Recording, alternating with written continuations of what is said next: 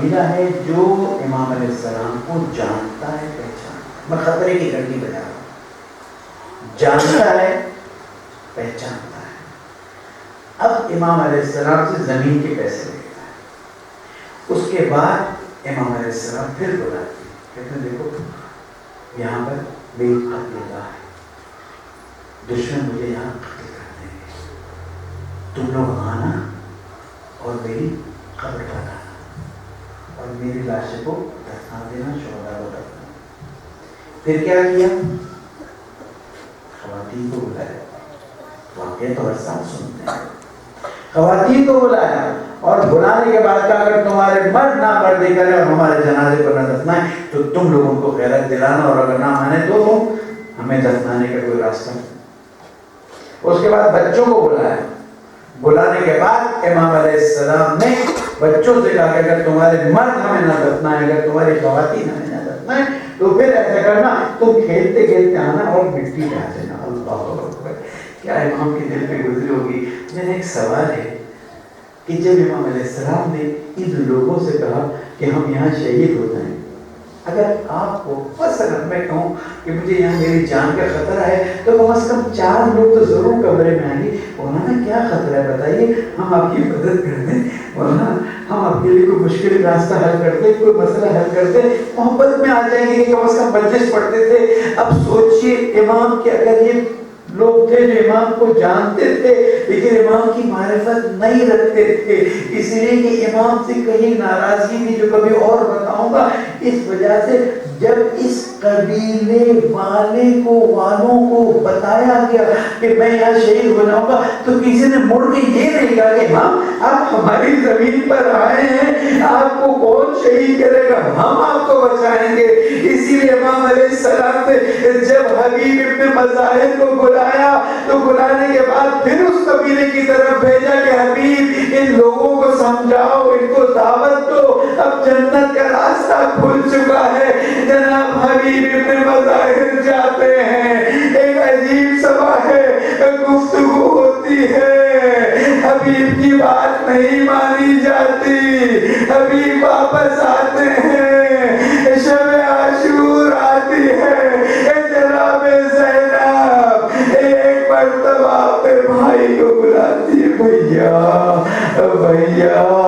اپنے ساتھیوں کا امتحان تو لے لیا. وہ قبیلہ تو مدد کے لیے نہیں آیا لیکن ان ساتھیوں کا امتحان لے لیا. حبیب نے آواز سنی، ایک وقت آواز دی، ساتھیوں آؤ جرأت کا مظاہرہ کرو، زہرا کی بیٹی کو امتحان. حبیب وہ ہیں کہ جو حسین کے بچپن کے ساتھی تھے، رسول اکرم سے محبت کرتے تھے. امیر المومنین نے حبیب اور حسین کو ایک طرح سے بڑا کیا تھا. حبیب ہوتے کہ جب حسین چلتے تھے تو ان کے پیروں کی مٹی سر پہ ڈالتے تھے. میرے مولا امیر المومنین جب حبیب کو دیکھتے تھے شاید دل میں دعا دیتے ہوں گے، حبیب عاشور کے دن میرے حسین کا ساتھی ہوگا.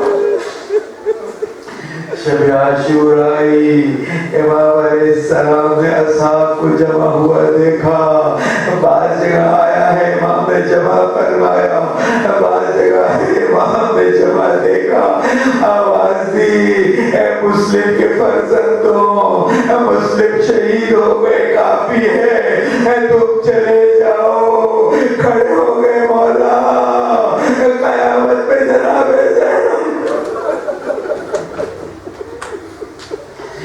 بنی ہاشم میں ایک سے کہا چلے جاؤ. اس کے بعد اصحاب کی باری آئی. ایک صحابی اٹھا، مولا یہ جنگل کے جانور کھا جائے. محبت کا عروج دیکھیے. اشرکم اللہ. امام زمانہ آپ کے لیے دعا کرتے ہوں گے کہ میرے دادا کا ماتم ہو رہا ہے. عزاداروں، ایک وقت حبیب ابن مظاہر کھڑے ہوئے. آقا بچپن کی دوستی کا یہ صدا واپس جانے کا کہہ رہے ہیں. ہم تو جنت کی بشارت سننے آئے ہیں. امام علیہ السلام نے چراغ قل کیا, پھر کہا لوگوں میں چراغ قل کرتا ہوں, تم میں سے جو جا سکتا ہے جائے. اگر شرم آتی ہے تو زیدانیوں کو ایک ایک کر کے ساتھ لے جائے تاکہ وسیلہ بن جائے. امام علیہ السلام نے چراغ روشن کیا, کیا دیکھا؟ اصحاب سب پیچھے جھکائے گریہ کر رہے, مولا ہمیں جنت سے کیوں دور کر رہے ہیں. ایک وقت امام علیہ السلام نے خطبہ پڑھنا شروع کیا, انا للہ و انا الیہ راجعون. مہارا اصحابی, اب تو میرا اصحابی, میں نے اپنے اصحاب کو سب سے زیادہ فداکار دیکھا. نہ میرے بابا کو وہ صحابی ملے, نہ میرے نانا کو وہ ملے جو مجھے ملے ہیں.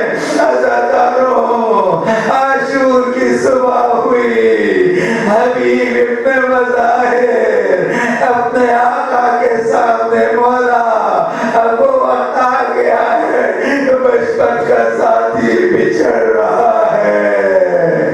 میرے مولا نے حبیب کو خدا حافظی کی آواز دی. جناب حبیب نے, اے اشقیاء آج میں بتاؤں گا اپنے آقا کا دفاع کیسا کرتا ہوں. حسین میرا دوست ہے لیکن میرا آقا ہے, میں اس کا دفاع کروں گا, آل رسول کا دفاع کروں گا. عزاداروں جنگ کرتے کرتے ایک وقت جناب حبیب کو تیر لگے, جناب حبیب گرے ہیں, حسین پھر پہنچے ہیں. اللہ اکبر. حبیب تم نے بچپن کا وعدہ پورا کیا, دوستی نبھائی. حبیب نے چہرے امام کو دیکھا, خدا حافظی کی مولا افسوس اس بات کا ہے میں جنت کی طرف جا رہا ہوں, آپ کو اکیلا چھوڑ رہا ہوں. ایک وقت آئے گا آپ کو تیر لگیں گے, حبیب آپ کی حفاظت نہیں کر سکے گا.